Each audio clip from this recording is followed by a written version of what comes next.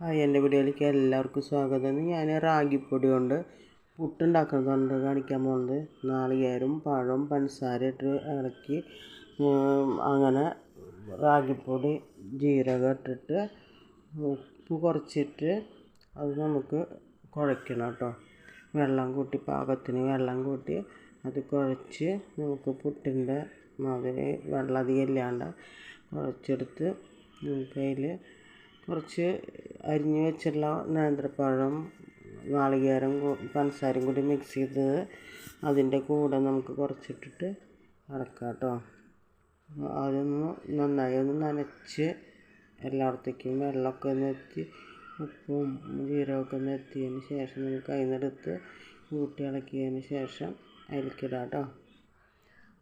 കൂട്ടി ഇളക്കി അതിലേക്കിട്ട് ഈ കുട്ടികൾക്ക് 4 മണി പലഹാരമായിട്ടും ഇതുകൊണ്ട് തന്നെ കുറേ ഐറ്റംസ് പലഹാരം ഉണ്ടാക്കാൻ പറ്റും കേട്ടോ. ഇന്ന് ഞാൻ ഇപ്പോൾ ഇത് ഇങ്ങനെ ഒന്ന് ഉണ്ടാക്കാമെന്ന് വിചാരിച്ചിട്ടാണ്. അപ്പോൾ നിങ്ങൾക്കിത് ഇഷ്ടപ്പെടാണ്ടിരിക്കില്ല കേട്ടോ, നല്ല ടേസ്റ്റ് ഉണ്ടാവും. അത് എന്നിട്ട് ഇങ്ങനത്തെ ചിരട്ട മരത്ത സ്റ്റീലിൻ്റെ പുട്ടിൻ്റെ കുറ്റിയാണ്, ചിരട്ടപ്പുട്ട് ഉണ്ടാക്കാൻ മാതിരിയാണ് കേട്ടോ. അപ്പോൾ ഇത് അതിലാണ് ഞാൻ വയ്ക്കാൻ പോണത്.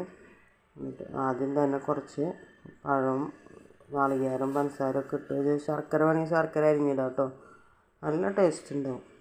അതിൻ്റെ മീതെ കുറച്ച് ഇട്ടതിന് ശേഷം നമുക്കത് കുക്കറിൻ്റെ മീതെ വയ്ക്കാൻ പറ്റുന്നതാണല്ലോ ഇത്.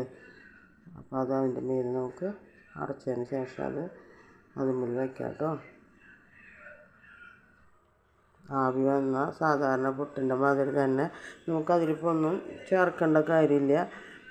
ഞാൻ പപ്പടം കാച്ചി വെച്ചിട്ടുണ്ട്, അപ്പോൾ അത് കൂട്ടി കഴിക്കാൻ വേണ്ടിയിട്ടാണ് ഞാൻ അപ്പോൾ അത് അങ്ങനെ ഉണ്ടാക്കിയത് കേട്ടോ. നല്ല ടേസ്റ്റ് ഉണ്ട്.